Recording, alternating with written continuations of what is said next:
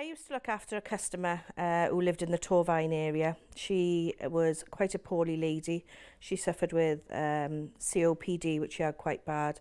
Her husband was also quite an ill gentleman. She had family, but they were full-time, and her daughter worked away Monday, come home on a Friday.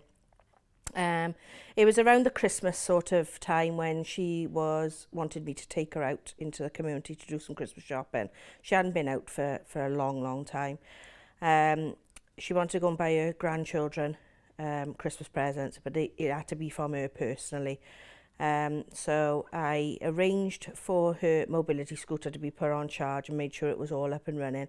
And because she was on oxygen 24/7, I had to arrange for somebody to bring a small canister of oxygen so that we were able to take it out with her while she was out in the community.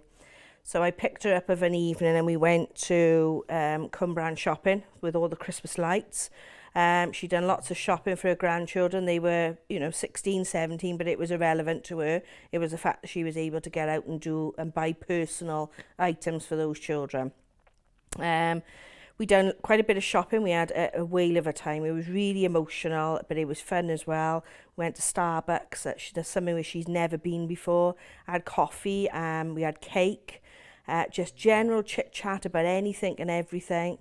And it was just amazing. It was lovely to see her have a smile on her face, which is not very often.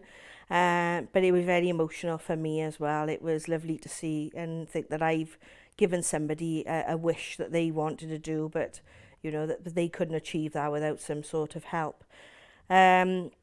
She sadly passed away a couple of months after that, so I think for me, it was something that I will always look back on. Every time I drive past her home, I think about it. It is very fresh in my mind, although it was several years ago. Her husband sadly passed away, but I think for her, she probably knew it was her last Christmas, and it was something that she had to achieve to be able to get out and about in the community.